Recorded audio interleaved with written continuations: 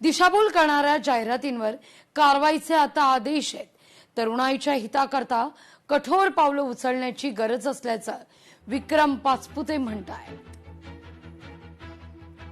अक्षय कुमार सारखे ऍक्टर इतके चांगले काम करतात, त्यांचं टॉयलेटचं आंदोलन असेल किंवा सॅनिटरी पॅड संदर्भात त्यांनी जी जनजागृती केली होती ही अतिशय महत्वाची, अशी प्रेरणा घेणारी गोष्ट आहे। आणि अशा ऍक्टर्सनी जर पान सुपारी असेल, गुटखा असेल, अशा चुकीच्या अंमली पदार्थ जे प्रोहिबिटेड प्रोडक्ट्स आहेत अशांची ऍडव्हर्टाईज केली तर नक्कीच आमची तरुणाई भरकटल्याशिवाय राहत नाही।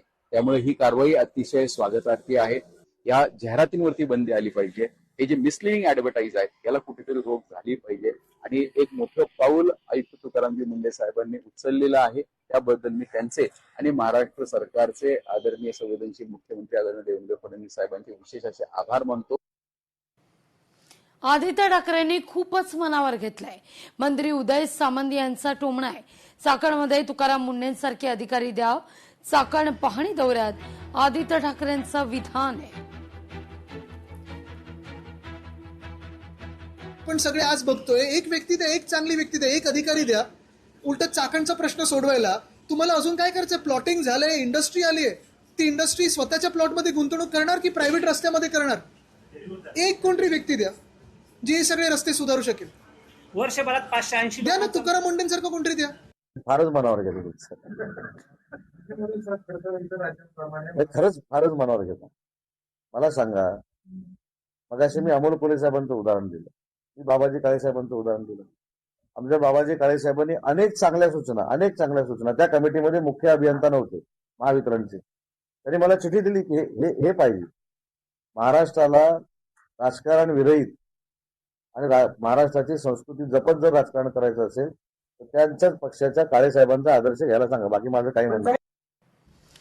डोंबिवलीमध्ये विविध पक्षातील कार्यकर्ते भाजपमध्ये नागेंद्र फौजदार शर्मा यांच्या नेतृत्वाखाली सोहळा आहे।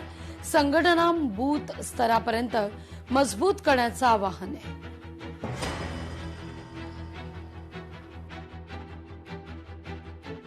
हमारे रविंद्र दत्तात्रेय चौहान जो हमारे भारतीय जनता पार्टी के प्रदेश अध्यक्ष हैं, उनके मार्गदर्शन में ये कार्यक्रम बहुत ही बढ़िया से संपन्न हुआ और रविंद्र चौहान जी के ही नेतृत्व में ये कार्यक्रम दिन दूनी रात चौगुनी तरक्की कर रहा है। रात दिन का अथक प्रयास करके खाली 3 से 4 दिन के अंदर हमने पूरी की पूरी यूनिट जमा की और पक्ष प्रवेश का यहाँ पे कार्यक्रम रखा है। पद वितरण का भी दायित्व है। आज यहाँ पे पद वितरण समारोह होगा। इस कार्यक्रम के बाद हम लोग पद वितरण समारोह का कार्य आरंभ करेंगे। आपण पाहिलं असेल, आज उत्तर भारतीय आघाडी मोर्चाची आज पदवितरण सोहळा होता। त्यामध्ये 350च्या जास्ती कार्यकर्ते आज भारतीय जनता पार्टीमध्ये प्रवेश झालेला आहे। मी सर्व उत्तर भारतीय आघाडीच्या जे पदाधिकारी आता सामील झाले त्यांना सगळ्यांना स्वागत करतो। आणि आपण पाहतो की रोज प्रवेश आहेत। चव्हाण साहेबांच्या नेतृत्वामध्ये जसे प्रदेशामध्ये सगळ्या पूर्ण महाराष्ट्र प्रदेशामध्ये भारतीय जनता पार्टीमध्ये येणाऱ्यांची संख्या प्रचंड प्रमाणात वाढलेली आहे।